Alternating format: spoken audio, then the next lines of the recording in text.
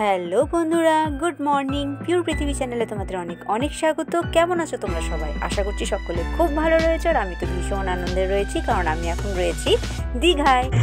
মন্দিরটা দারুণ করেছে না? এটা কখন যাবো? ও ভেতরে যেতে দেবে না? ও সামনের মাসে 30 তারিখে এটা উদ্বোধন হবে। ও আচ্ছা আচ্ছা, ভালো করেছে। প্রথমে তোমাদের বলে দিই, আমি কিন্তু বেশ কিছুদিন হলো বড় ভিডিও আপলোড করতে পারিনি, কিন্তু আশা রাখছি আগের মতোই তোমরা আমার পাশে থাকবে, আমার সাথে থাকবে। এখন আমরা যাচ্ছি মোহনার দিকে। তো চলো তোমাদেরকে বলে দিই, আমাদের কিন্তু কোনো রকম দীঘায় আসার কোনো প্ল্যান ছিল না, হঠাৎ করেই সব ঠিক হয়ে যায়। দীঘায় যখন আমরা পৌঁছেছি তখন বাজছে ভোর 4টে। হোটেলে না ঢুকেই আমরা প্রথমে কিন্তু সমুদ্রের ধারে গেছিলাম, কিন্তু ওখানকার আলোগুলো খুব একটা জোর ছিল না, তাই ভোরবেলায় সমুদ্রটা আমি তোমাদেরকে দেখাতে পারিনি।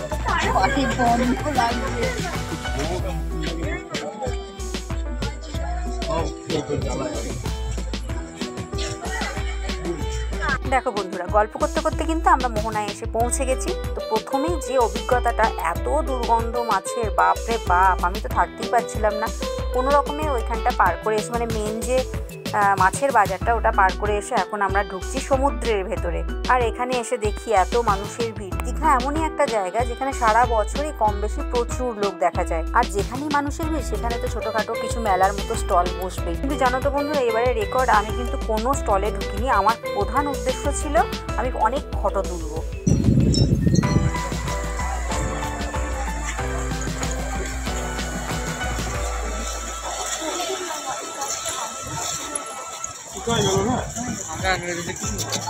আমরা অনেক ভেতরে, বলো, সমুদ্রে অনেক ভেতরে, দুদিকে সমুদ্র মাঝখান দিয়ে যাচ্ছে।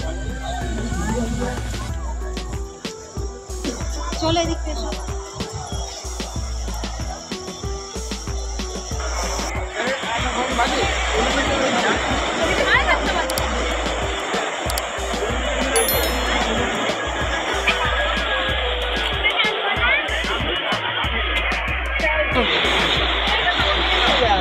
সাবধানে নামবে।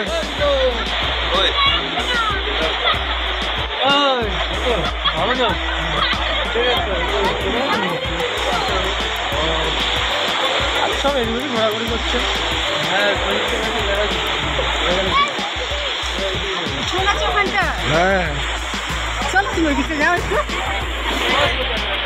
দীঘাতে এসে আমার যে কি ভালো লাগছিল সেটা তোমরা আমার মুখ দেখলেই বুঝতে পারছো নিশ্চয়ই।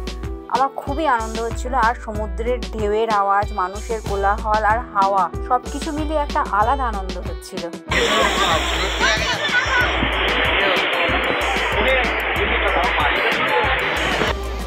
ওর মজা দেখো, কোথায় যাচ্ছে দেখো।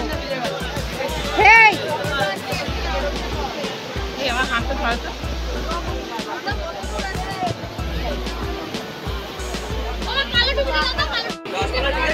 এর থেকে সামনে আরেকটু হয়তো এগোনো যাবে, কিন্তু সমুদ্রের জলটা যেখানে আছাড় খাচ্ছে না এসে, সেই জায়গাটা আমার যাওয়ার খুব ইচ্ছা হচ্ছিল, কিন্তু আমি যেতে পারছিলাম না, কারণ মাঝখানটা বেশ খানিকটা গর্ত আর পাথরে ভর্তি ছিল। সব থেকে বেশি অসুবিধা হচ্ছিল জুতোটার জন্য।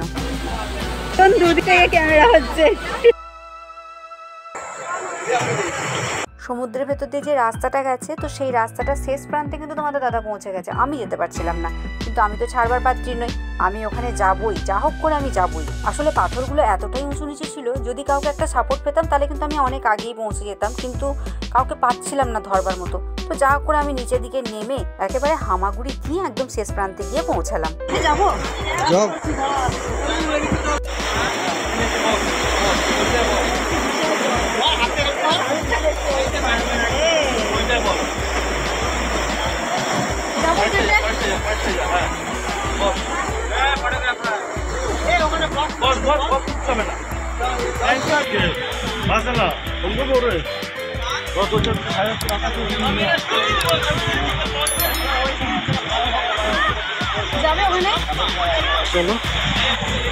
প্রায় 15 থেকে 20 মিনিট আমি ওখানে কিন্তু দাঁড়িয়ে অনেক ছবি তুললাম আর খুব হাওয়া খেলাম।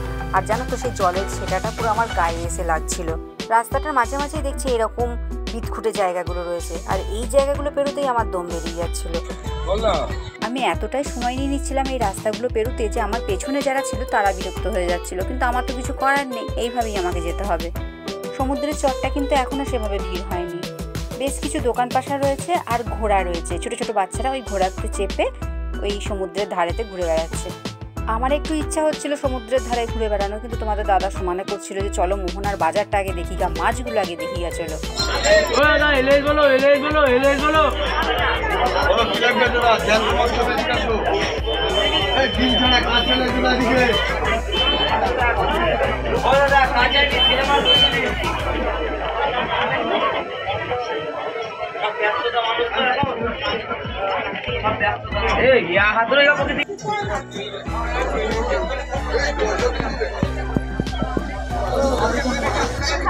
বাবরে গন্ধ মনে হচ্ছে বমি হয়ে যাবে। মোহনাতে সত্যি করেই প্রচুর ধরনের মাছ দেখতে পাওয়া যায়, আর তার সাথে বিভিন্ন রং বেরঙের কাঁকড়া। তারপর ওখান থেকে সোজা চলে এলাম জগন্নাথ মন্দিরে। এখন দেখলে খুব ভালো, কিন্তু ভেতরে তো ঢুকতে পারছি না। ওটা উদ্বোধন হবে তবে না? 30 তারিখে উদ্বোধন। হ্যাঁ বন্ধুরা, মন্দিরটা কিন্তু উদ্বোধন হবে 30শে এপ্রিল। আমি তো এখন থেকেই ঠিক করে নিয়েছি উদ্বোধনের দিনে আমি যদিও না আসতে পারি, কিন্তু আমি আবার আসবো জগন্নাথ দেবের মন্দির দেখতে।